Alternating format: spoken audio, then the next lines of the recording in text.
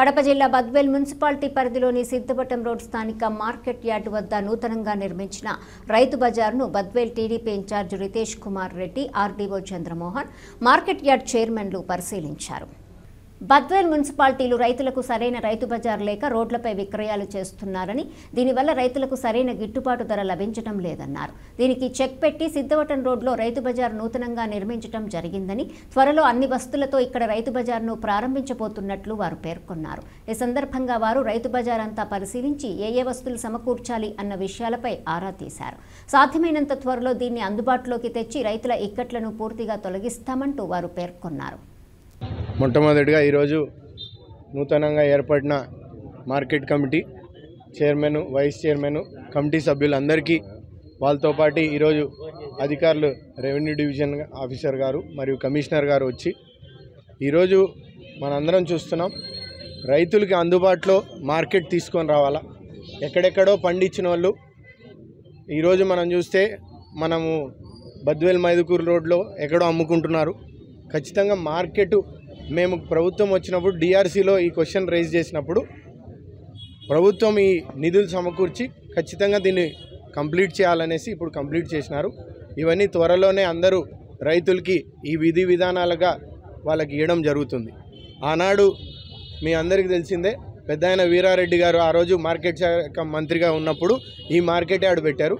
2014-19లో మనం ప్రభుత్వం వచ్చినప్పుడు రైతులు, ఆ ప్రాంతం రైతులు ఇంత దూరం రావాలంటే ఇబ్బంది పడుతున్నారనేసి అక్కడ పూర్వంలో నూతనంగా ఇంకోటి ఉప మార్కెట్ యార్డ్ కూడా మనం ఆ రోజు పెట్టడం జరిగింది.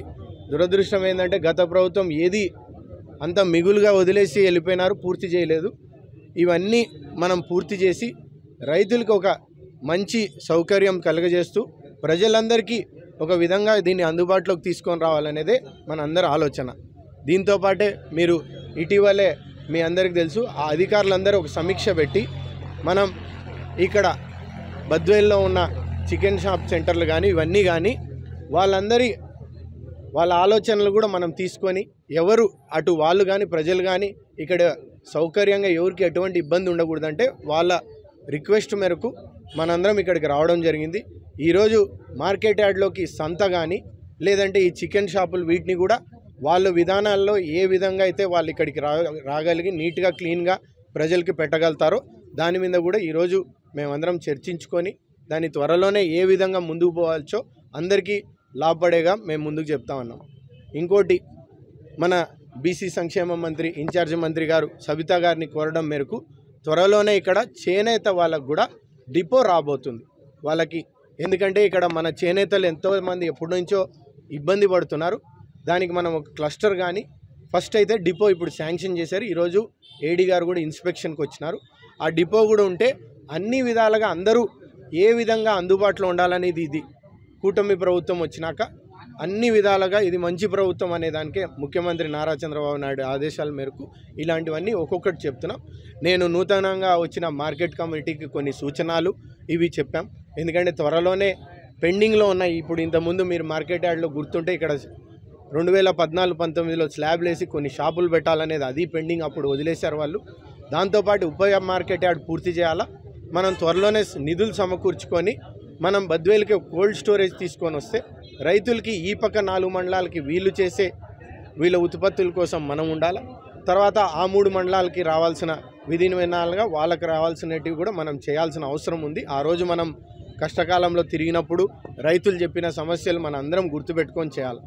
ఇంకోటి, అకాల వర్షాలతో ఈ మధ్యనే మనము పంట నష్టపోయిన వాళ్ళందరికీ, ఎందుకంటే కొంతమంది మేజు, జోవారు మరియు ఇక్కడ ఇవే కాకుండా రైతులు ప్యాడీ కానీ లేకపోతే ఉల్లి కానీ చెడిపోయినాం, ఇబ్బంది పడుతున్నాం మేము అన్నారు.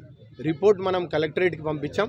త్వరలోనే ఈ మార్కెట్ కమిటీ వాళ్ళు కూడా దాంతోపాటు ప్యాక్స్ సభ్యులు కూడా వాళ్ళందరికీ మనం ఏం చెప్పామంటే సొసైటీ ప్రెసిడెంట్స్ కూడా ఎక్కడెక్కడ క్రాప్ ఇన్సూరెన్స్ ఇవ్వగలుగుతామో ఈ క్రాప్లో చేసిన వాళ్ళందరికీ చేయడం.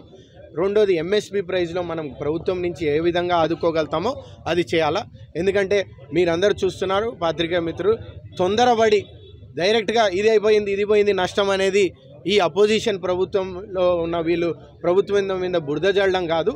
వీలైతే రైతులకి సహకరించి పూర్వాల్లో కానీ ఎక్కడైనా క్రాప్ సీడింగ్ చేసేవాళ్ళు, క్రాసింగ్ చేసేవాళ్ళు ఉండరు, ఆ కంపెనీ వాళ్ళు కూడా మీరు గతంలో చూస్తుంటే మీ పాత్రికేయ మిత్రుల్లో కూడా అక్కడంతా ఉన్నప్పుడు మనకి టొబాకో అనేది చెడిపోయింటే అప్పటికప్పుడు కంపెనీని పిలుచుకొని వచ్చి అది దేంట్లో ఎంఎస్పి కానీ దేంట్లో లేకపోయినా మనం దాన్ని రైతులను ఆదుకొని కొనుగోలు చేసాం. గత 2 నెలలు 3 నెలలు బ్యాకే మనం మున్నెల్లి కలసపాడులో ఉన్నప్పుడు రైతులకి ఖచ్చితంగా ఈ ప్రభుత్వం సపోర్ట్గా ఖచ్చితంగా వీళ్ళకి అన్ని విధాలుగా అందుబాటులో ఉండి వాళ్ళకి సహకరిస్తామని మీ అందరికీ తెలియజేస్తున్నాం. ధన్యవాదాలు.